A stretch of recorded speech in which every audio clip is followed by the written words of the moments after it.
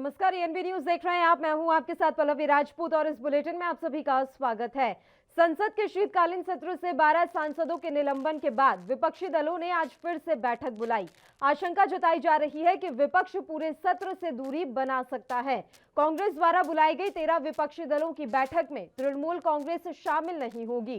Party की ओर से अलग से बैठक बुलाई गई है जिसमें आगामी शीतकालीन सत्र के लिए रणनीति तैयार की जाएगी। पार्टी के राज्यसभा सांसद डेरेक ओब्रायन ने बताया कि 12 निलंबित सांसदों में से 2 सांसद टीएमसी के भी हैं, इसलिए पार्टी आगे की रणनीति तैयार करेगी। संसद में हंगामे के बीच वापस हुए तीनों कृषि कानूनों और 12 सांसदों के निलंबन के बाद संसद पूरी तरह ठप्प होने के आसार हैं। आशंका जताई जा रही है कि पूरा विपक्षी शीतकालीन सत्र से दूरी बना सकता है, जिससे वर्तमान सत्र का हश्र भी बीते मानसून सत्र की तरह हो सकता है। इसके अलावा सूत्रों के हवाले से ये भी खबर है कि मंगलवार को ये सांसद अपने आचरण के लिए राज्यसभा अध्यक्ष वेंकैया नायडू से माफी भी मांग सकते हैं।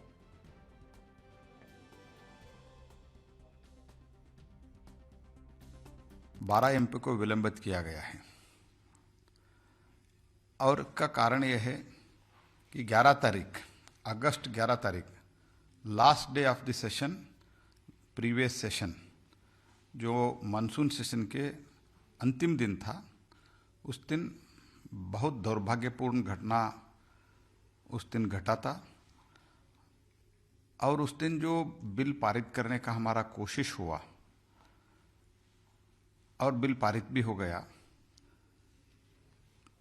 इससे पहले भी 10 तारीख को, 9 तारीख को और शुरुआत के दिन भी जब माननीय प्रधानमंत्री जी मंत्रियों को इंट्रोड्यूस कर रहे थे, परिचय करा रहे थे, तब से लेकर इनका रवैया एक ही था अपोजिशन का, हम सदन चलाने नहीं देंगे। स्वयं प्रधानमंत्री जी को एक कर्टसी था, एक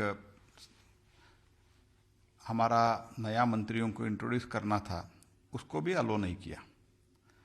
और उसके बाद लगातार राज्यसभा में तो बहुत ज़्यादा बदतमीजी का व्यवहार हुआ। 9 तारीख तो पूरा टेबल कर चढ़ के नाच लिया और 10 तारीख को इतना बदतमीजी का व्यवहार हुआ। उसमें आपका भी नाम शुमार है। क्या कहना चाहेंगे, क्योंकि ये पिछले सत्र के लिए है और अब आज से शुरुआत ही हुई है सत्र की, महत्वपूर्ण दिन था आज। कैसे आप इस तरीके का 3-4 बात हम बताएंगे आपको। पहला मुद्दा ये है कि ये सस्पेंशन का आदत पड़ गए। We are being used to be suspended by the treasury bench and the unruly, undemocratic, तानाशाही मोदी गवर्नमेंट। पिछले साल 7 सितंबर 2020 पे हम सस्पेंडेड हुए किसान बिल के खिलाफ बात उठाने पर। दिस ईयर पिछले सेशन पे, मानसून सेशन पे हमारा शांतनु सेन जी सस्पेंड हुए पहले, उसके बाद 2 बार हम सस्पेंड हुए। हम, नादिमुल हक, शांता छेत्री, अर्पिता घोष, मौसम नूर, आबिर विश्वास। एंड दिस बार तो और भी कमाल कर दिया, unprecedented, never ever we have heard like this कि मानसून सेशन में मुद्दा हुआ और आके विंटर सेशन में सस्पेंशन हुआ। लेकिन फांसी जिसको होता है ना, उसको भी आत्मपक्ष समर्थन का मौका मिलता। इधर तो वो सब मौका फका नहीं है। जाओ, you are killed. Democracy is killed over here. It's my first reaction. और इस मसले पर अब चर्चा की शुरुआत कर लेते हैं। 2 मेहमान इस समय हमारे साथ जुड़ गए हैं। मेहमानों से आपका परिचय करवा देते हैं। भारतीय जनता पार्टी के प्रवक्ता संदीप दुबे जी इस समय हमारे साथ लाइव जुड़े हुए हैं। संदीप जी, स्वागत है आपका एएनबी न्यूज पर। और कांग्रेस पार्टी के प्रवक्ता अमित तावरे जी फोन लाइन पर इस समय हमारे साथ जुड़े हुए हैं। अमित जी, आपका भी स्वागत करती हूँ एएनबी न्यूज पर। शुरुआत अमित जी आपके साथ ही कर लेते हैं। विपक्षी दलों ने फिर से बैठक बुलाई है और बताया जा रहा है कि अब पूरा सत्र जो है आप लोग बहिष्कृत कर सकते हैं, इस तरह की जानकारी सामने आ रही है।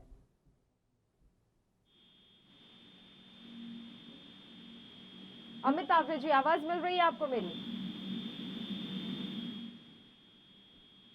अमित जी तक आवाज नहीं पहुंच रही, एक बार फिर से उनकी फोन लाइन पैच करवा लेते हैं। संदीप जी, आपका मैं रुख करना चाहूंगी। ये सवाल उठाया जा रहा है कि मॉनसून सेशन में कुछ हुआ, उसकी सजा विंटर सेशन में दी जा रही है, और ये पूछा जा रहा है कि अब जाकर हमें बहिष्कृत करने का या हमें निलंबित करने का क्या औचित्य बनता है।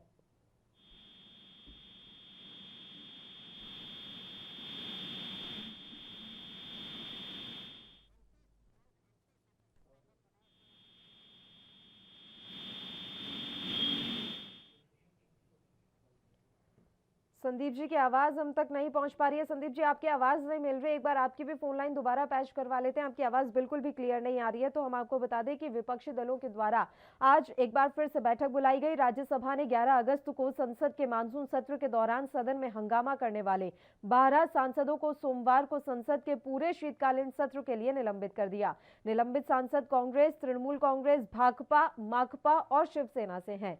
संसद के शीतकालीन सत्र के पहले ही दिन विपक्ष के 12 सांसदों को राज्यसभा से निलंबित किए जाने को विपक्ष ने काफी गलत बताया है और कहा है कि लोकतंत्र पूरी तरीके से खत्म हो गया है। साथ ही बताया जा रहा है कि एक बार फिर से बैठक विपक्षी दलों ने आज बुलाई है। इस निलंबन को लेकर चर्चा होगी और आगामी समय के लिए क्या कुछ रणनीति तय की जाएगी, इस बारे में भी विचार होगा।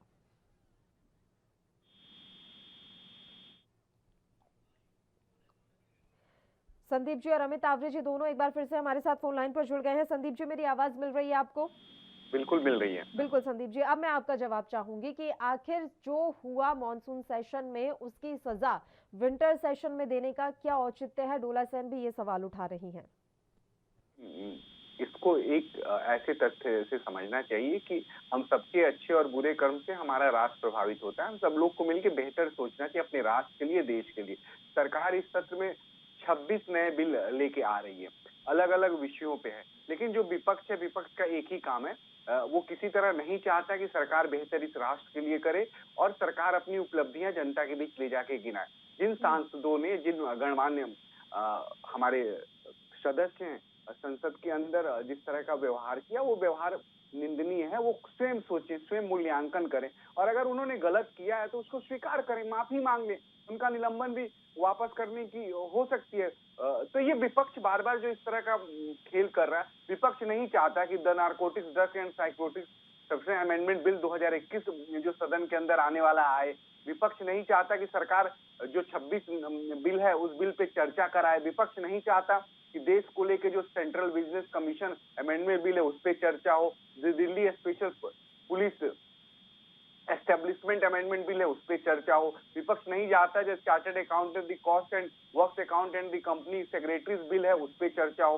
विपक्ष नहीं चाहता कि insolvency and bank currency bill 2021 जो सरकार ला रही है उस पे चर्चा हो। विपक्ष नहीं चाहता जो कंटेनमेंट बिल 2021 है उस पे चर्चा हो। विपक्ष नहीं चाहता कि inter service organisation command control and विधेयक आप ला रहे थे उस पर चर्चा करें। विपक्ष सिर्फ समय जाया कर रहा है। विपक्ष नहीं चाहता कि सरकार कोई काम करे। तो सरकार, जनता देख रही है, जनता जनार्दन है, लेकिन सदन के अंदर हम सभी जितने लोग हैं जो प्रतिनिधित्व करते हैं, उनका नैतिक कर्तव्य है कि उनके अच्छे और बुरे कर्म से राष्ट्र प्रभावित होता है। देश देख रहा है, उनको स्वयं अपना मूल्यांकन करना चाहिए। उन्होंने जो गलत काम किया उसके लिए माफी मांगना चाहिए। चलिए संदीप जी, मैं एक सवाल आपके लिए छोड़ जाती हूँ कि विपक्ष के क्या चाहने और ना चाहने से आप लोगों को कब से फर्क पड़ने लग गया? विपक्ष तो बहुत कुछ चाहता था, लेकिन अभी तक वो सब नहीं हुआ ना, तो आपको उनके चाहने ना चाहने से कब से प्रभावित हो आप लोग होने लगे, ये मैं आपसे जरूर जानना चाहूंगी। अमित आवरे जी का एक बार रुख कर लेते हैं। अमित जी, मेरी आवाज मिल रही है आपको? हाँ, मुझे आपकी आवाज आ रही है। अमित जी, आगे की क्या रणनीति है? बैठक आप लोगों की हो रही है आज, एक बार फिर से बताया जा रहा है कि आप आगामी सत्र का पूरी तरह से बहिष्कार कर सकते हैं। देखिए पल्लवी, जब से 2014 से भारतीय जनता पार्टी की सरकार इस देश में आई है, आपने, हमने, सबने, देश की जनता ने देखा है कि ये लोग नारा देते थे कांग्रेस मुक्त भारत। जो सरकार, जो पार्टी ये नारा देती हो विपक्ष मुक्त भारत का, तो आप समझ लीजिए उस पार्टी की और उस सरकार की आखिर क्या सोच होगी। ये लोग बात करते हैं विपक्ष की। इतने साल विपक्ष में मैं रहने के बाद भी इनको ये समझ नहीं आ पाया कि सत्ता पक्ष और विपक्ष की राय अलग अलग होती है, उसी को ही विपक्ष कहते हैं। जरूरी नहीं है कि हर बात में जो है वो विपक्ष की सहमति हो रही। क्योंकि विपक्ष का काम है कि यदि आप कोई काम गलत कर रहे हैं तो उसमें उसको रोके टोके उस पर चर्चा करें और सत्ता पक्ष उस चीज को बड़ा दिल कर माने। लेकिन जब देखो, जब आप विपक्ष के ऊपर टारगेट बनाते हो, सदन के अंदर आप उनको निलंबित कर देते हो, बाहर यदि देखें तो उनके ऊपर ईडी सीबीआई के छापे डलवा देते हो, और जब भी जहाँ चुनावी माहौल होता है तो सरकारी एजेंसियों का दुरुपयोग करके विपक्ष को खत्म करना चाहते हो, ये परिपाटी आखिर कब तक चलेगी? और जनता जनार्दन ने आपको विपक्ष के रूप में चुना है, और ये अहंकारी सरकार हमारी भी सरकार रही है देश में। 7 साल से ज्यादा जनता ने हमको सेवा करने का मौका दिया है, और बड़ी विनम्रता पूर्वक ये बात मैं कहना चाहूंगा हमारे भारतीय जनता पार्टी के मित्र को, यदि हम इस तरीके की परिपाटी अपनाते मेरे भाई, तो आज भारतीय जनता पार्टी इस कंडीशन में नहीं होती। यदि हम लोग भी इस तरीके से विपक्ष के लोगों को दबाते, लेकिन हमारी चाहे इंदिरा जी हो, चाहे हमारे राजीव जी हो, चाहे जवाहरलाल नेहरू जी हो, चाहे लाल बहादुर जी हो, सबने विपक्ष का लगातार सम्मान करा है और हमेशा उनकी बातों को सुना है। और इस बात को दिवंगत नेता स्वर्गीय हमारे पूर्व प्रधानमंत्री आदरणीय अटल बिहारी वाजपेयी जी भी इस बात को स्वीकार करते थे। लेकिन जब से देश में मोदी जी और अमित शाह जी की एक नई राजनीति की शुरुआत हुई है, तब से लगातार विपक्ष को टारगेट बनाया जा रहा है। हम इन सब चीजों से डरने वाले नहीं है। हमारा इतिहास एक लंबा इतिहास है, ये सबसे पुरानी पार्टी हमारे देश की रही है। मोदी जी, शाह जी कितना ही हमको दबाने का प्रयास करें, हम जनता की लड़ाई सदन में भी लड़ेंगे और सड़क पर भी लड़ेंगे। लेकिन सवाल ये है अमित तावरे जी, अभी आप जो कह रहे हैं कि विपक्ष का काम है मुद्दे उठाना, विपक्ष का काम है सवाल करना, लेकिन अब विपक्ष की भूमिका सिर्फ ये क्यों रह जा रही है कि आप लोग सिर्फ विरोध करने के लिए विरोध कर रहे हैं? क्या आप इस भूमिका में नहीं आ सकते कि जो बिल लाए जा रहे हैं, जो प्रस्ताव लाए जा रहे हैं, उनको सुना जाए, उनके बारे में जाना जाए? उससे पहले इतना हंगामा बरप जाता है दोनों सदनों में कि बार बार तो कार्यवाही स्थगित करनी पड़ती है। हंगामे में ही पूरा सत्र निकालना है विपक्ष को। पल्लवी, कल बात इसी बात पे स्टार्ट हुई कि जो विधेयक आ रहा था हम उस पर चर्चा करना चाहते थे, और ये देश में पहली बार ऐसा माहौल हुआ है कि इस विश्व के सबसे बड़े लोकतंत्र में हमारा अन्नदाता 1 साल तक बैठा रहा, लेकिन उसकी कोई सुनवाई नहीं हुई। हमारे प्रधानमंत्री जी को बड़े शर्म की बात है कि एक हीरो है हमारे अक्षय कुमार, जो बॉलीवुड के हीरो है, उनकी माता जी जब शांत हुई, हमारी भी श्रद्धांजलि है उनको, लेकिन तो हमारे प्रधानमंत्री जी खत लिखते हैं, पत्र लिखते हैं अक्षय कुमार जी को कि आपकी माता जी शांत हो गई, मुझे बड़ा दुख है। लेकिन उस प्रधानमंत्री को बड़े दुख की बात यह है कि हमारे किसानों के पास जाने का समय नहीं मिलता। 700 से ज्यादा किसान हमारे शहीद हो गए, प्रधानमंत्री जी ने एक शब्द उनकी श्रद्धांजलि के लिए कुछ नहीं कहा। तो ये इनका एक अहंकारी स्वभाव चलता है, और हम तो लगातार ये कहते हैं, और ये इनकी रणनीति है, इनकी गति और गति में अंतर है। अभी तो ये कहते हैं कि ये 2 अंकों वाली जो पार्टी है, जिनके सांसद है, जो विपक्ष में है, और फिर ये कहते हैं कि हम इनको काम करते नहीं देते। तो इनको आगे तय करना होगा कि आखिर ये चाहते क्या है, ये करना क्या चाहते हैं। पहले इनके तो सांसद, बाकी इनके लोगों को भी प्रवक्ता, बहुत जरूरी बहुत सारी चीजें करनी है अमित तावरे जी। पहले कहा गया कि जैसे ही बिल वापसी होगी, कानून वापसी होगी, घर वापसी हो जाएगी। वो नारा अब खत्म होता हुआ नजर आ रहा है। कहा तो ये भी जा रहा था कि प्रधानमंत्री अपना बड़ा दिल दिखाएं और इस कानून को वापस करें। जब प्रधानमंत्री ने बड़ा दिल दिखा दिया तो अब ऐसे शब्दों का प्रयोग हो रहा है कि उनको शर्म आ जानी चाहिए, उन्होंने 1 साल तक वेट कराया।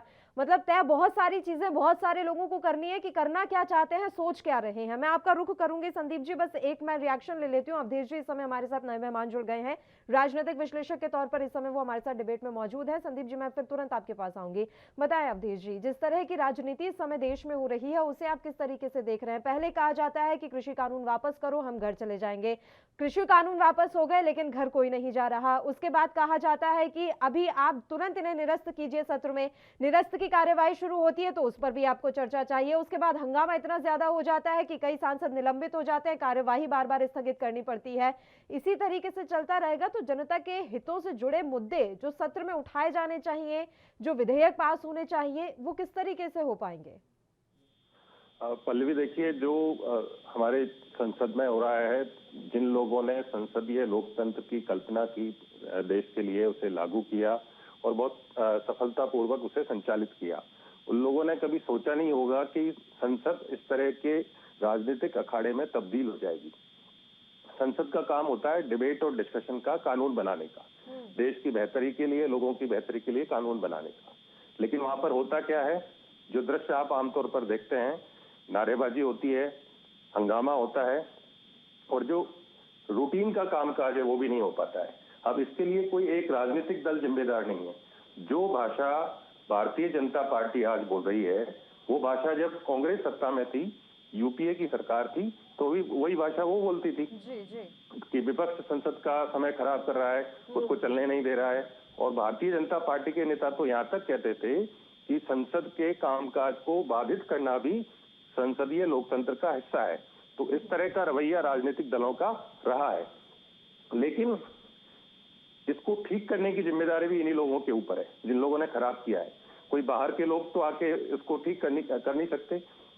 और बहुत दुर्भाग्यपूर्ण स्थिति है कि हंगामा करना, कार्रवाई को बाधित करना संसदीय परंपरा का हिस्सा बन गया है, और ये बहुत दुर्भाग्यपूर्ण स्थिति है। सभी राजनीतिक दलों को इसके बारे में सोचना चाहिए, नहीं तो लोगों का जो भरोसा है संसदीय लोकतंत्र पर, वो धीरे धीरे कम हो जाएगा।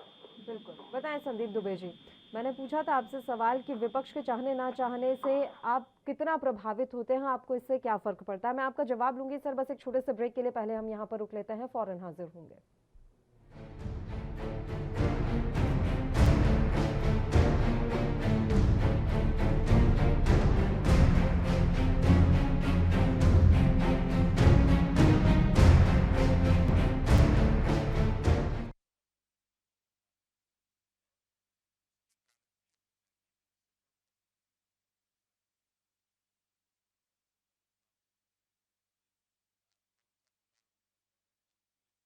ब्रेक के बाद एक बार फिर से आप सभी का स्वागत है। चर्चा की शुरुआत कर लेते हैं। संदीप दुबे जी, आपका जवाब।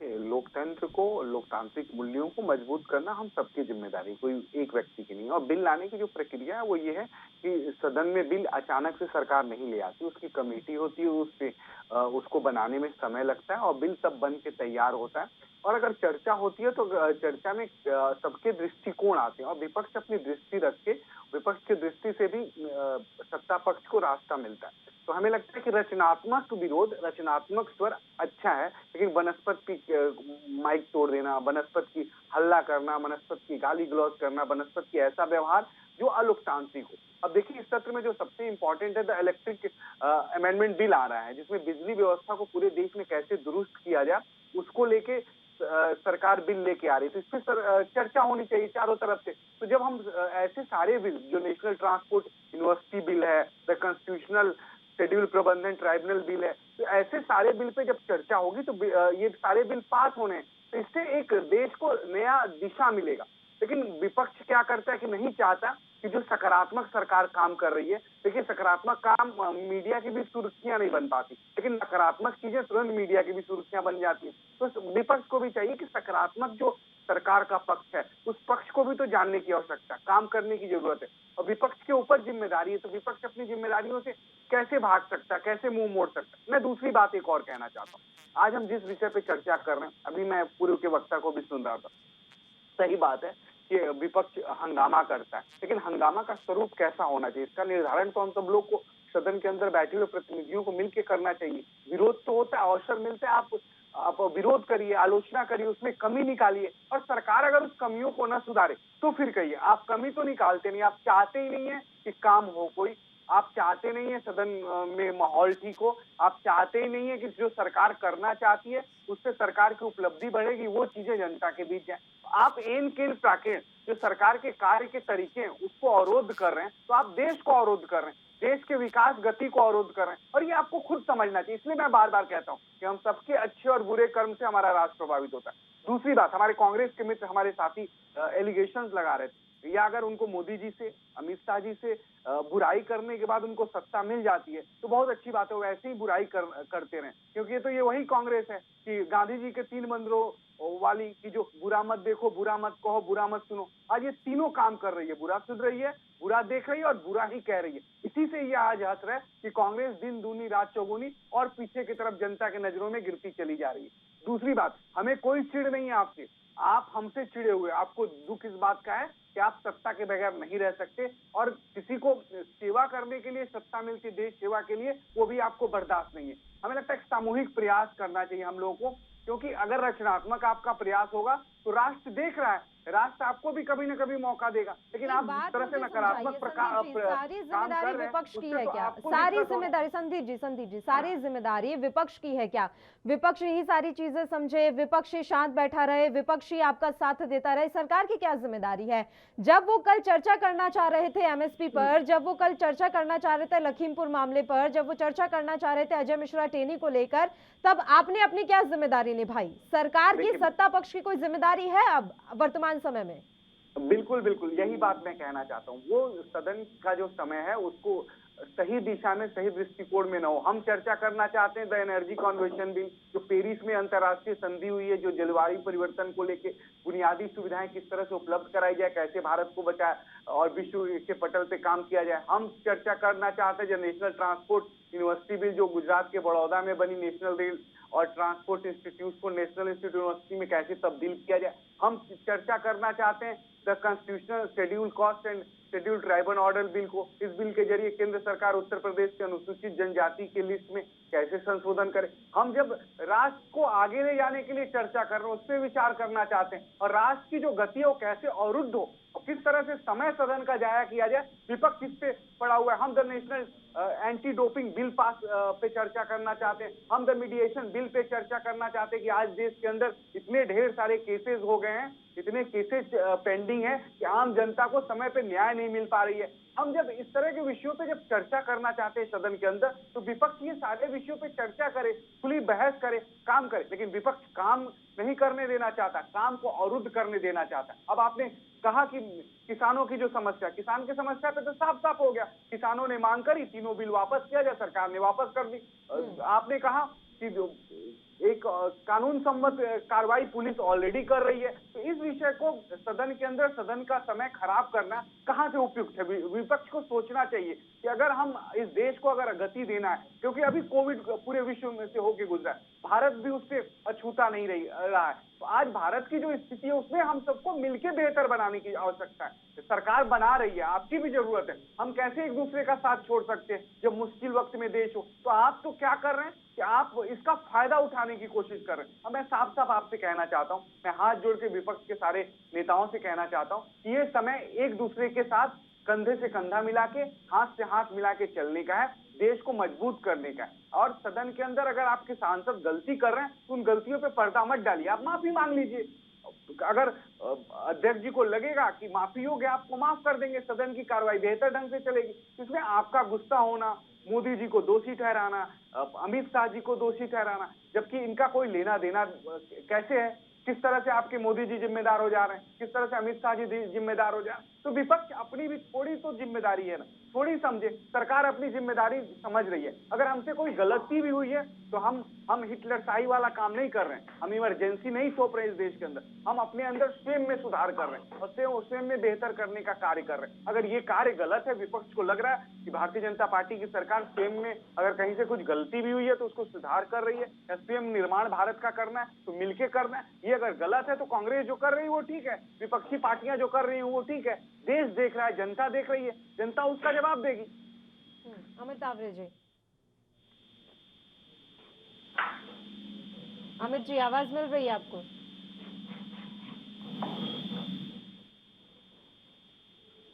अमित तावरे जी तक आवाज नहीं पहुंच पा रही है। अवधेश जी आपका रुख करना चाहेंगे, आपको आवाज मिल रही है मेरी?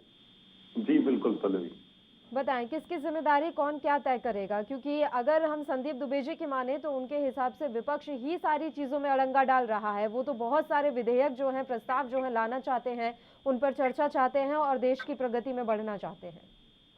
पल्लवी देखिए, जो संसदीय लोकतंत्र है वो आपकी सहूलियत के हिसाब से नहीं चल सकता है।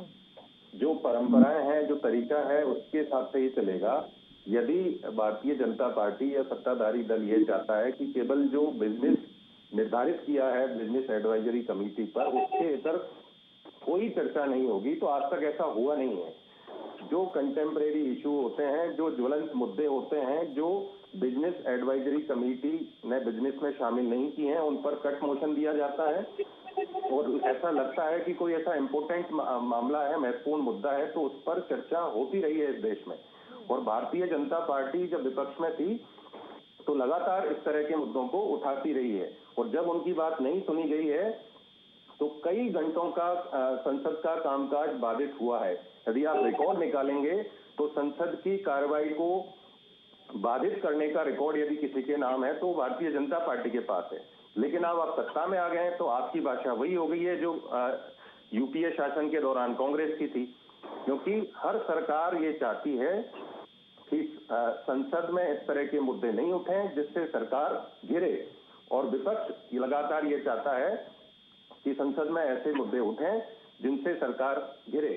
तो इस तरह का जब गतिरोध बनता है, सरकार टस से मस होती है ना विपक्ष टस से मस होता है, तो इस तरह से जो सदन की कार्रवाई है वो बाधित होती है।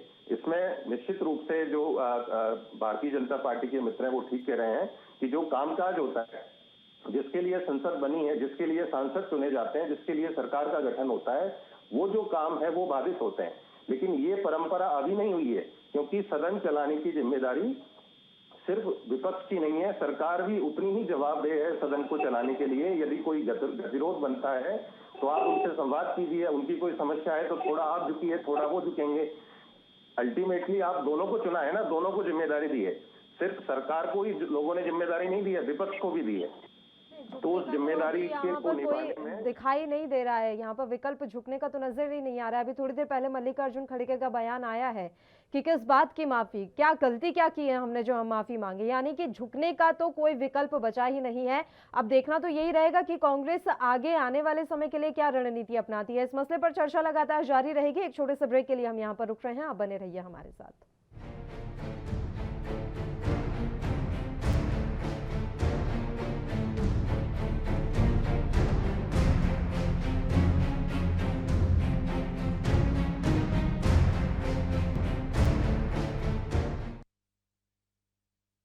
ब्रेक के बाद एक बार फिर से आप सभी का स्वागत है। अमित तावरे जी, आपको मेरी आवाज मिल रही है?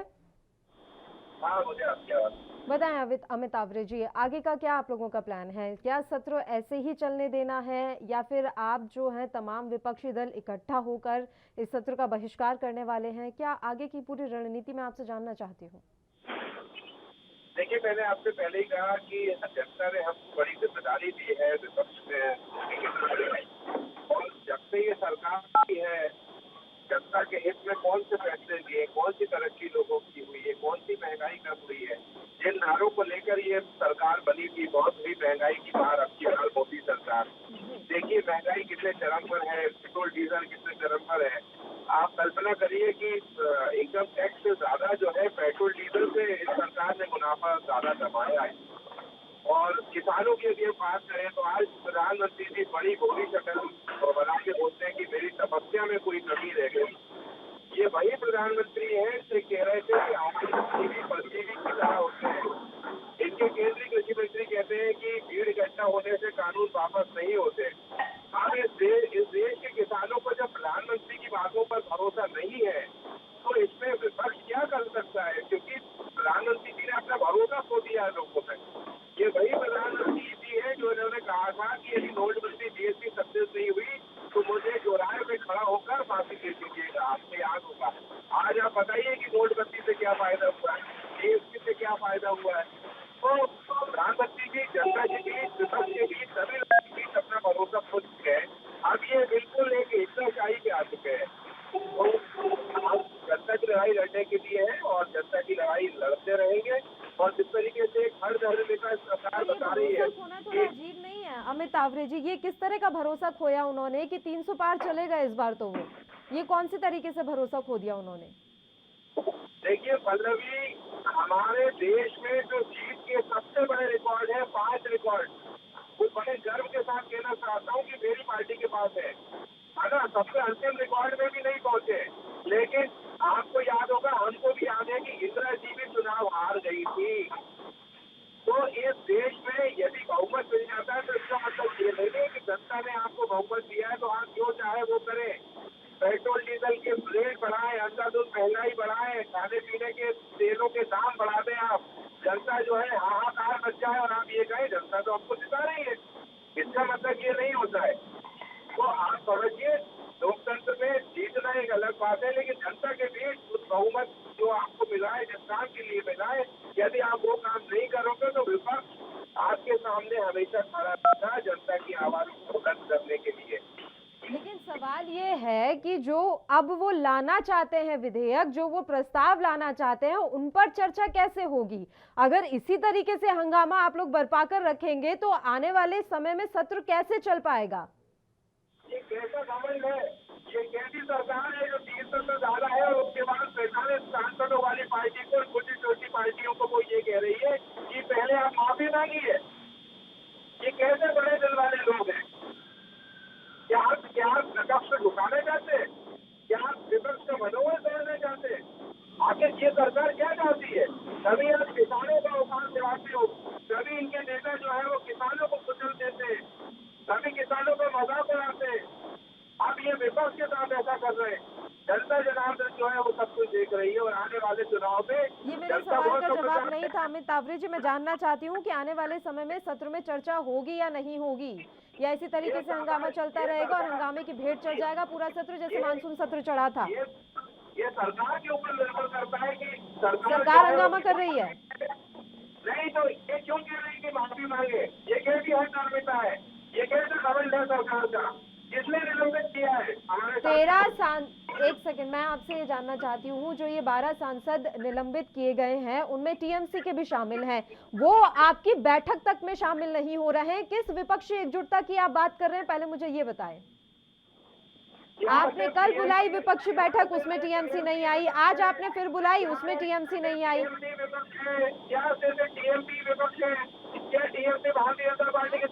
एकजुटता की बात कर रहे हैं। अभी थोड़ी देर पहले आपने कहा कि पूरे विपक्ष को कुचलने का प्रयास कर रही है सरकार, तो जिस पूरे विपक्ष की आप ठेकेदारी ले रहे हैं, क्या वो एकजुट है? मैं ये जानना चाह रही हूँ आपसे। हम किसी की ठेकेदारी ले रहे हैं और ना मैंने ऐसा कोई शब्द करा है। आप अपने पूरे कार्यक्रम को अच्छे से सुनिए और फिर मुझे आप बताइए। मैं अपनी पार्टी की बात कर रहा हूँ लगातार, और रही बात तृणमूल कांग्रेस पार्टी की, तो क्या वो तृणमूल कांग्रेस भारतीय जनता पार्टी के खिलाफ नहीं है? क्या वो इस बात का समर्थन करती है कि उनके 2 सांसदों को निलंबित कराए, उसका समर्थन कर रही है? नहीं, मेरी आप बात नहीं समझे सर। लेकिन वो सरकार के खिलाफ चल रही है। अमित जी, आप मेरी बात नहीं समझे। आपने बोला कि विपक्ष को कुचलने का काम कर रही है सरकार, तो मैं ये जानना चाह रही थी कि विपक्ष में तमाम विपक्षी दल या सिर्फ कांग्रेस? क्या हमारे देश में विपक्ष का मतलब सिर्फ कांग्रेस है? भाई हो सकता है वो विचारधारा से सहमत ना हो, लेकिन वो भी इस बात को मान रहे हैं कि जो 2 सांसदों को निलंबित किया गया है वो एक गलत तरीके से निलंबित किया गया है और ऐसा नहीं होना चाहिए। और जो 12 से ज्यादा पार्टियां हमारे साथ आ रही है, देखिए राजनीति में कभी भी कोई चीज स्थायी नहीं होती। कभी जो पार्टी जो है वो भारतीय जनता पार्टी के साथ होती थी, शिवसेना, सबसे पुराना दल, आज वो हमारे साथ है। तो इसमें कोई बहुत बड़ी बात नहीं है, लेकिन विपक्ष में आज भी यदि कोई सबसे बड़ा नेता है तो जो सबसे ज्यादा वोट प्रतिशत मिला था वो कांग्रेस को मिला था, इसलिए कांग्रेस की सबसे बड़ी जिम्मेदारी बनती है। अभी सत्र चलने देंगे या नहीं, या सरकार की जिम्मेदारी की सत्र चलाए? फिर ध्वनि मत से पारित करते रहेंगे वो बिल, फिर आप लोगों को इसकी भी टीस उठेगी कि ध्वनि मत से पारित कर दिया, हमसे पूछा नहीं, हमसे चर्चा नहीं की। सरकार जो करना चाहे करे। सरकार संसद से लेकर सड़क का विपक्ष को कुचलना चाहती है, कभी सीबीआई के छापे डलवाती है, कभी ईडी के छापे डलवाती है। लेकिन अब ये जो है अघोषित आपातकाल जो है जनता जनार्दन भी देख रही है और जनता बहुत अच्छी तरीके से समझती है, किसान भी अच्छी तरीके से समझते हैं। जो आपने ये वापस किया, ये आने वाले समय में जो उत्तर प्रदेश में, पंजाब में चुनाव है, आप किसानों को गुमराह करके फिर से वोट हासिल करना चाहते हैं। क्योंकि जब आपने बोला कि हम ये वापस लेते हैं, उसके 24 घंटे के अंदर भारतीय जनता पार्टी के कई नेताओं ने, कई मंत्रियों ने ये कहा है कि हम इस कानून को वापस लाएंगे। चलिए अमित जी, मैं थोड़ी देर के लिए आपको यहाँ पर रोक रही हूँ। इस समय सीधी तस्वीरें हम दिखाने वाले थे उत्तराखंड के सीएम पुष्कर सिंह धामी की। वो लगातार बता रहे हैं कि किस तरीके से कोरोना काल में अब लोगों को परेशानियां हो सकती हैं और उससे निपटने के लिए उत्तराखंड सरकार क्या कर रही है। तमाम तरह की जानकारियां वो सुबह से साझा कर रहे हैं। जैसे ही वो एक बार फिर से लाइव आएंगे तो सीधी तस्वीरें हम अपने दर्शकों को दिखाएंगे कि उत्तराखंड सरकार कोरोना से निपटने के लिए कितनी मुस्तैद है। एक बार फिर से चर्चा की शुरुआत कर लेते हैं। संदीप दुबे जी, बार बार यही बात कही जा रही है कि सत्र को चलाने की जिम्मेदारी सरकार की है, सरकार नहीं चाहती कि विपक्ष मुद्दे उठाए। ऐसा नहीं होता है। सरकार क्यों नहीं चाहेगी कि विपक्ष चर्चा करे, विपक्ष मुद्दा उठाए, विपक्ष अपना काम करे। हमें तो पता है, हम लोग जिस संसदीय लोकतंत्र में रहते हैं, हमारे जो लोकसभा स्पीकर हैं या जो भी उस समय होते हैं, वो सबको बोलने का बारी बारी से मौका देते हैं। सबका समय निर्धारित होता है, सबको अपना पक्ष अपने समय के हिसाब से रखना चाहिए और विपक्ष को तो खास तौर से रखना चाहिए। मैं कांग्रेस के एक मित्र को कहना चाहूंगा कि उनको भारतीय जनता पार्टी की सरकार में कोई अच्छाई और कोई अच्छा काम नहीं दिखता। उनको याद ही नहीं होगा कि मोदी जी ने जनधन योजना ले आए और आज 32 करोड़ लोग जो गरीब लोग थे उनके हक मार लिए जाते थे इस देश में। और आपके ही पूर्व प्रधानमंत्री राजीव जी ने कहा था कि 97% योजनाओं के धन भ्रष्टाचार के भेंट चढ़ जाते। उस पे साहब ने अगर अंकुश लगाई और गरीबों को आज योजनाओं का लाभ मिल रहा है, उससे कांग्रेस को चिढ़ है। कांग्रेस को इसलिए चिढ़ है कि एक जीएसटी एक राष्ट्र ये करना चाहते थे, ये नहीं कर पाए। भारतीय जनता पार्टी ने कैसे किया? कांग्रेस को चिढ़ है उज्ज्वला योजना क्यों भारतीय जनता पार्टी लेके आई। गरीबों से इतनी जलन करने वाली कांग्रेस मैंने पहली बार देखी है। बुलेट ट्रेन की जब बात होती है तो हम नए नए आयाम डेवलप कर रहे हैं, तो कांग्रेस को इस बात से चिढ़ है। कांग्रेस को इस बात से चिढ़ है कि भीम ऐप क्यों आया। कांग्रेस को इस बात से चिढ़ है कि ऑनलाइन क्यों ट्रांजैक्शन हो रहा है। कांग्रेस को इस बात से चिढ़ है कि मुद्रा योजना क्यों लेके आए प्रधानमंत्री जी, जिससे आम लोगों को रोजगार के लिए ऋण उपलब्ध हो पाए। तो कांग्रेस हमेशा क्यों चिढ़ती रहती है गरीबों से और गरीब के हितों से। उड़ान योजना अगर प्रधानमंत्री जी लेके आए तो छोटे छोटे शहरों में से आज उड़ान भरी जा रही है दिल्ली के अंतर्गत, और पूरा देश एक साथ इकट्ठा हो रहा है, मजबूत हो रहा है। उससे चिढ़ है कांग्रेस को। इसलिए चिढ़ है कि स्वच्छ भारत मिशन क्यों भारतीय जनता पार्टी लेके आई, क्यों स्वच्छता पे जोर दे रही। उसका असर हुआ कि कोविड का जितना असर भारत में होना चाहिए, हम लोग घनत्व वाले राष्ट्र हैं, सबसे ज्यादा पॉपुलेशन है हमारे देश के अंदर, फिर भी हम कोविड से लड़ने में, मुकाबला करने में सक्षम है। तो कांग्रेस बराबर आम आदमी के हित से खिलवाड़ करती है, आम आदमी के हित की अनदेखी करती है। और भारतीय जनता पार्टी की सरकार ने इंफ्रास्ट्रक्चर को मजबूत करने के लिए जो जोर दिया, आज पूरा देश देख रहा है। कांग्रेस नहीं चाहती कि 370 जम्मू कश्मीर के यहाँ जो खत्म हो। कांग्रेस नहीं चाहती कि राम मंदिर बने। तो ऐसे सारे विषयों को लेके अगर इस तरह विपक्ष काम करेगा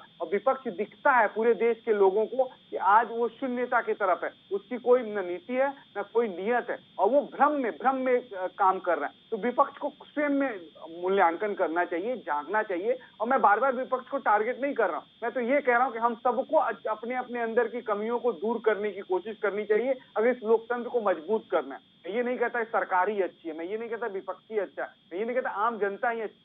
सब लोगों को अच्छा बनना है, हमें बेहतर भारत बनाना है, तो अपनी भूमिका को हमें बेहतर करना होगा। हमारे अच्छे और बुरे कर्म से हमारे राष्ट्र का निर्माण होता है, तो हम सब लोग मिलकर अच्छा करें। और ये लोकतंत्र, ऐसा देश विश्व में है ही नहीं। मैं आपको आज भी कहना चाहता हूँ, यहाँ तो सबको आजादी है। यहाँ सुबह से शाम तक विपक्ष प्रधानमंत्री जी को गाली देता है, अमित शाह जी को गाली देता है। क्या उनको जेल में डाल दिया जाता है? क्या उनको फांसी पे लटका दिया जाता है? वो साहब डरवा रहे हैं कि सीबीआई पहुंच जाती। क्या उनके पास सीबीआई पहुंच गई? अभी 1 घंटे नहीं, वो लगातार मोदी जी और अमित शाह जी की बुराई कर।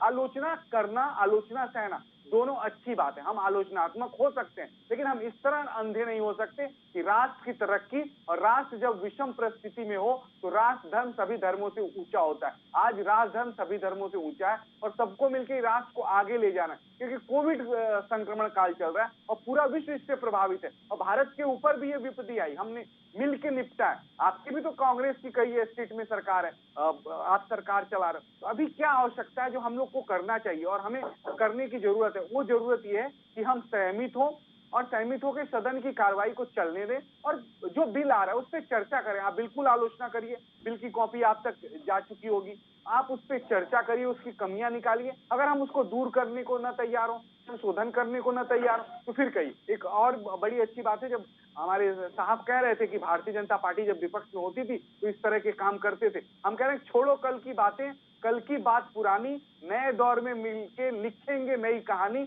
हम हिंदुस्तानी, हम कम से कम एक होके तो अब जी लें, आगे बढ़ें और नई पीढ़ी को एक नई दिशा दें। मैं सिर्फ इतना कहना चाहता हूँ, हाथ जोड़ के मेरी प्रार्थना है। मैं कांग्रेस के मित्र को बार बार वो कह रहे थे, आम जनता चाहती है कि जो लोग सदन में इस तरह के काम करते हैं वो माफी मांगे देश से। ये छोटी मोटी घटना नहीं है। हमारी सदन जो है मंदिर है, और जिस संविधान से भारत चलता है। संदीप जी, बात सुनिए, आप काफी देर से बोल रहे हैं, मैंने आपको बीच में रोका नहीं।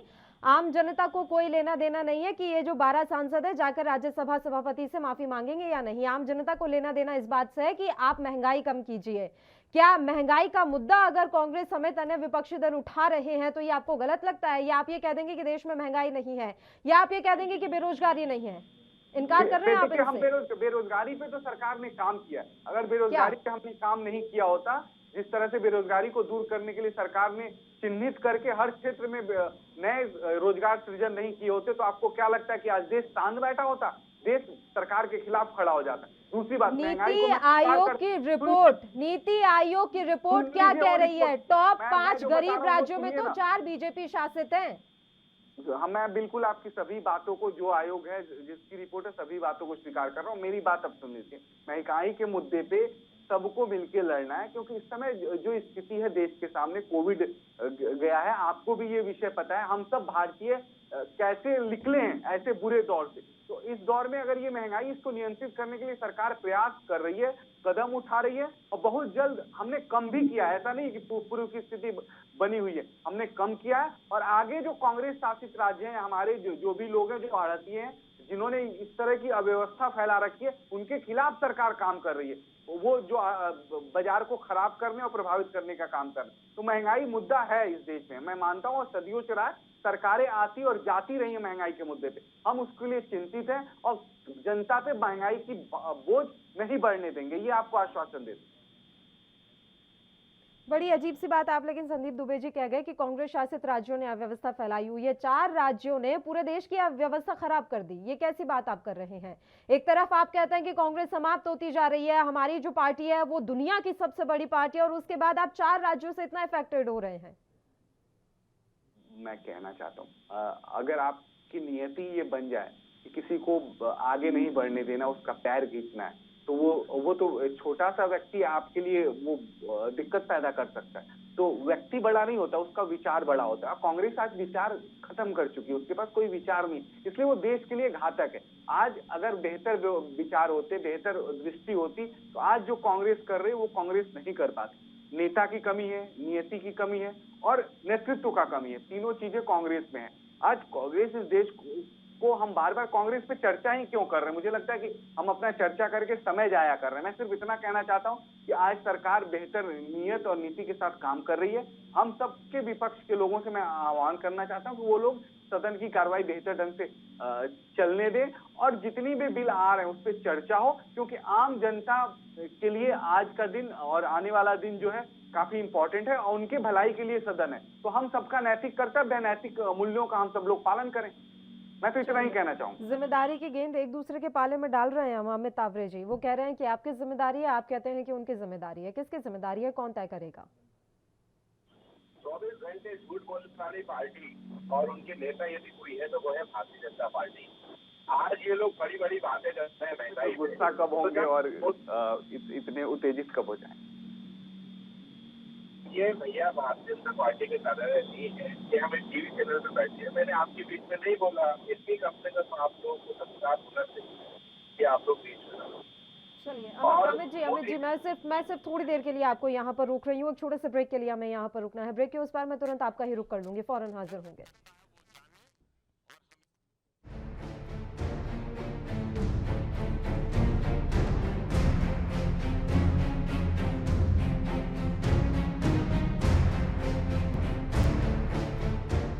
ब्रेक के बाद एक बार फिर से आप सभी का स्वागत है। बताएं अमित तावरे जी, जिम्मेदारी कौन तय करेगा? देखिए, जिम्मेदारी तय होती है उनकी जिन्होंने झूठ बोलकर वोट लिया। जब 2014 का और 2019 का जब चुनाव हो रहा था तो किसी ने ये जनता को कहा था कि भैया मेरा जो नारा है बहुत हुई महंगाई की बार भाजपा की सरकार, मोदी जी की सरकार, लेकिन यदि कांग्रेस सहयोग नहीं करेगी, विपक्ष सहयोग नहीं करेगा तो हम ये महंगाई को बढ़ाएंगे, नहीं करेंगे। उस टाइम तो बहुत बड़े वीर बनकर आपने ये कहा था कि आपको हमें वोट दीजिए साहब, हम आपका जीवन जो है बहुत आसानी से चलने में मदद करेंगे, पेट्रोल डीजल के दाम कम करेंगे, खाने की तेल की कीमतें हम कम करेंगे, हम तो इस देश में राम राज्य ले आएंगे।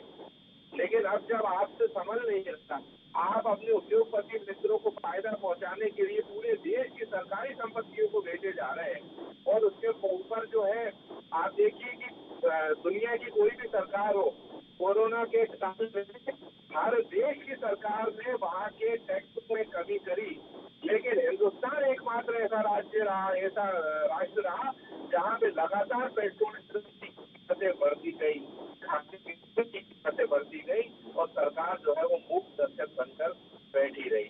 लगातार जनता को लूटने का काम यदि कोरोना काल में भी किसी ने किया है तो वो इस देश की मोदी जी की सरकार ने किया। ये लोग बोलते बहुत अच्छे, इन लोग भारतीय जनता पार्टी के लोग जनता को गुमराह करते कुछ नहीं है, लेकिन वो देंगे कि जैसे राम राज्य आ गया हो। भारतीय जनता पार्टी के राज्य में आज आपने उल्लेख करा कि नीति आयोग की रिपोर्ट का, आज मध्य प्रदेश में आपसे बात कर रहा हूँ, चौथे नंबर पर है गरीबी। और शिवराज सिंह के यहाँ चौथे है, उनका तो विकास हो गया, मंत्रियों का विकास हो गया, भाजपा का विकास हो गया, लेकिन मध्य प्रदेश कि आज मजदूर जो है उसके पास 2 वक्त की रोटी नहीं है। ये स्थिति है जहाँ पे भारतीय जनता पार्टी की केंद्र सरकार है। तो कुछ है कुछ नहीं कर रही में इनकी अंतर है। वास्तव में ये लोग झूठी बात, यदि पेट्रोल डीजल के दाम जो है वो कम कर दे तो सबसे बड़ा फायदा इस देश की जनता को मिलेगा, लेकिन इनको कुछ नहीं करना है, इनको सिर्फ अपना उद्योगपति मित्रों को फायदा पहुंचाना है। ये जनता जनार्दन देख सरकार ने एक्साइज ड्यूटी कम करने का निर्णय लिया तो बीजेपी शासित राज्यों ने सबसे पहले अपने राज्यों में जो है पेट्रोल डीजल के दाम कम किए। आपके राज्य इतना पीछे क्यों रह गए? जब बिल्कुल अशोक गहलोत की किरकिरी होने लगी तब उन्हें याद आया कि अब हमें भी वैट कम करना है। 2 साल और सबसे ज्यादा देश में, पूरे देश में सबसे ज्यादा श्री गंगानगर में महंगा मिल रहा था पेट्रोल डीजल। लूट रहा है। नहीं, आप जो कह रहे हैं महंगाई की बात आप कर रहे हैं, मैं तो ये जानना चाह रही हूँ कि उस समय पूरे देश में सबसे ज्यादा महंगा पेट्रोल डीजल श्री गंगानगर में क्यों मिल रहा था? आपको इतनी पड़ी है जनता की तो आप थोड़ा सा कर लेते अपनी राज्य सरकार से कह के। या सिर्फ हर राजनीतिक दल ने देश को लूटने का और देश की जनता को परेशान करने का ठेका लिया हुआ है, चाहे वो आप हो या अन्य राजनीतिक दल हो, चाहे सत्ता पक्ष क्यों ना हो। भाई हमारे पास सीधा विदेशों से पेट्रोल और डीजल नहीं आता है। हमारी जहाँ स्टेट की सरकारें, आप समझिए, अब आ रहा है क्या? अब आ रहा है क्या? जो अब वैट कम किया राजस्थान ने, अब सीधे आप ले रहे हैं क्या विदेशों से? जो चीज आपके हाथ में है वो तो आप कर सकते थे ना सर। नहीं, जो इतने सालों से लूट रहे हैं, कितने सालों से? केंद्र में आखिर वो उन्होंने इतना लूटा, इसकी जवाबदेही कौन तय करेगा? उनकी जवाबदेही वो ही तय करेंगे। मैं आपकी ही बातों पर रिएक्शन चाह रही हूँ। आप कह रहे हैं ना कि महंगाई इतनी हो गई, पेट्रोल डीजल कम करना चाहिए, तो मैं उन्हीं पर आ रही हूँ कि आपकी राज्य सरकारों ने इसके लिए क्या कदम उठाए। आपके हाथ में भी कुछ चीजें होती हैं। सरकारों के संसाधन होते हैं और केंद्र सरकार के पास असीमित संसाधन होते हैं। इस चीज को आप समझिए। मैं समझ रही हूँ सर, राज्य सरकारों के पास सीमित संसाधन होते हैं, लेकिन जब बात जनता के हित की आती है, जब बिल्कुल हाहाकार मचा हुआ होता है, तब हम सीमित और असीमित में लगते हैं या जनता की भलाई के बारे में सोचते हैं? जनता की भलाई आप बिल्कुल आंकड़े लाकर देखिए। आपकी नीति आयोग की रिपोर्ट में सबसे ज्यादा गरीब राज्य किस बात की? वो मैं सवाल कर चुकी हूँ, वो मैं सवाल पूछ चुकी हूँ सर। मैंने यही पूछा संदीप जी से कि नीति आयोग की रिपोर्ट में आपके राज्य टॉप 5 पर क्या कर रहे हैं, लेकिन उसका जवाब नहीं मिला आपको और हमको। संदीप दुबे जी जवाब चाहूंगी मैं आपसे। मुस्कुराहा आप बाद में लीजिएगा, पहले बताइए कि नीति आयोग की रिपोर्ट में आपके राज्य शीर्ष स्थान पर क्यों है? उत्तर प्रदेश गरीबी में इतने पहले स्थान पर क्यों बना हुआ है? बिहार में ऐसे हालात क्यों हैं? डबल इंजन की सरकार चला रहे ना आप। तो देखिए, जो नीति आयोग की रिपोर्ट है वो मैंने देखी है। ये जो इनका मूल्यांकन है अपने आधार पे होता है। मैं इन किसी रिपोर्ट को खारिज नहीं कर रहा हूँ। मैं इतना कह रहा हूँ कि वहाँ जो कोविड आया है और कोविड के पहले वहाँ पूर्व से ही ये स्थिति बनी हुई थी, उसमें सुधार हुआ है पहले की अपेक्षा। ऐसा नहीं कि अचानक हमारे वजह से हो गया। आप पूर्व सरकारों को देखेंगे तो उस समय ये स्थिति थी, उसमें और परिवर्तन आया है। तो सुधार धीरे धीरे होगा। लोहिया जी भी कहते थे बदलाव हुई, लेकिन धीरे धीरे मैं होगी। आपकी तो इस धीरे बात से धीरे बिल्कुल बदलाव सहमत की हूँ। एक प्यार सेकंड, मुझे बस एक चीज इसमें मेंशन करनी है। देखिए, संदीप जी, मैं आपका इकोनॉमी पूरा का एक जवाब रूल है। दूंगी। नहीं, उत्तर मैं बता प्रदेश के दूं। परिप्रेक्ष्य में मैं मेरी मान बात- सकती हूँ कि आप पुरानी सरकारों के जो कांड है उनको ठीक कर रहे हैं। मेरी बात बिहार में सुनिए आप ना, क्या ठीक इकोनॉमी- कर रहे हैं? बिल्कुल 15 साल से सुशासन चल रहा है ना वहां। तो मेरी बात सुन लीजिए। इकोनॉमी का रूल है, गरीब है क्योंकि वह गरीब है। अगर पुअर स्टेट है तो उसको धीरे धीरे वो मुख्य धारा में आएगी। एक दिन में हमारी सरकार बनी और एक दिन में आप सोचें कि हम मुख्य धारा में ला दें, तो ये थोड़ा सा ये अब असंतुलित सोच होगी। मैं सिर्फ इतना कहना चाहता हूं कि अभी जिस विषय पे हम लोग चर्चा कर रहे हैं वो सदन की कार्रवाई को लेके है, और सदन की कार्रवाई पे जब आप इस विषय पे चर्चा करेंगी, दोबारा हमें बुलाइएगा, इसमें हम पूरा आंकड़े के साथ आपके साथ बैठेंगे और परस्पर आपके सभी सवालों का जवाब दे पाएंगे। दूसरा जो सबसे महत्वपूर्ण बात सदन की कार्रवाई को लेके है, मैं सिर्फ इतना कहूंगा कि हम सब लोग को मिलकर सदन की कार्रवाई बेहतर ढंग से सुचारू रूप से सभी पार्टियों को चलानी चाहिए। और सरकार ने पहले भी सभी पार्टियों से बात करी है, वार्ता करके सदन की कार्रवाई शुरू हुई है, और इसमें सबका सहयोग चाहिए, क्योंकि अभी जो आने वाला समय है, वक्त है, वो भारत के नव निर्माण का है, और सबको मिलकर अपनी भूमिका इसमें निभानी चाहिए। मेरा सिर्फ इतना कहना। नव निर्माण के लिए पहले आप जमीनी स्थिति को समझिए और उसे मजबूत कीजिए। और आपको क्या जरूरत है? विपक्ष के ध्वनि मत से पारित करा लिएगा आप जो भी आपको बिल लाने हैं, प्रस्ताव लाने हैं। अमित तावरे जी, आपका अंतिम मैं इसमें कमेंट चाहूंगी क्योंकि समय की बहुत कमी है, तो जल्दी से आपका आखिरी कमेंट। देखिए, वो भारतीय जनता पार्टी के जो नेता है उन्होंने बता दिया कि कौन से मुद्दे क्या है। अब तो मीडिया को भी ये आजादी नहीं दे रहे हैं कि कौन से मुद्दे उठाना है। तो ये लोग क्या है कि जनता की आवाज को दबाने में माहिर है, विपक्ष की आवाज को दबाने में माहिर है, और जहां जनता इसको हरा भी देती है तो वहां पर ये लोग विधायक खरीद कर सरकार बना लेते हैं अब तो इनके हौसले बहुत बुलंद है। अहंकार में ये लोग सर्वोच्च शिखर पर पहुंच गए, लेकिन समय जो है हमेशा बदलता है। मैं भारतीय जनता पार्टी के नेताओं को कहना चाहूंगा, एक वक्त था जब हमारी भी सरकारें हुआ करती थी, लेकिन कभी भी हमने विपक्ष को जो है इतना बहिष्कृत और इतना जो है अहंकारी रूप नहीं दिखाया। और इस बात को अटल जी ने भी माना, अडवाणी जी ने भी माना, क्योंकि लोकतंत्र जो है ये विश्व का सबसे बड़ा लोकतंत्र है, और यहाँ पर कई सरकारें आई है, गई है। हो सकता है कि हम सबकी जो है विचारधारा उम्मीद तो की जाएगी कि संसद की जो कार्यवाही है वो सुचारू रूप से चलती रहे और जनता के हित से जुड़े मुद्दे उसमें उठाए जाएं, और जरूरी बिल जो सरकार लाना चाहती है जो जनता के हितों से जुड़े हों वो पास जरूर हो जाए। हम तो यही उम्मीद करेंगे। फिलहाल आप दोनों का ही शुक्रिया तमाम चर्चा करने के लिए, आप हमारे साथ जुड़े। तो आपको बता दें कि संसद की कार्यवाही लगातार बाधित हो रही है। पहले ही दिन जमकर विपक्षी दलों ने हंगामा मचाया और विपक्षी दलों की अब आज बैठक भी हो रही है। देखने वाली बात रहेगी कि जो बातें सामने निकल कर आ रही हैं कि पूरे सत्र का बहिष्कार कर सकता है विपक्षी, अब वो देखना रहेगा कि क्या विपक्ष इसको लेकर निर्णय लेता है। इसी के साथ इस बुलेटिन में इतना ही। मुझे दीजिए इजाजत। देश और ताजा खबरों के लिए आप देखते रहिए ENB न्यूज। नमस्कार।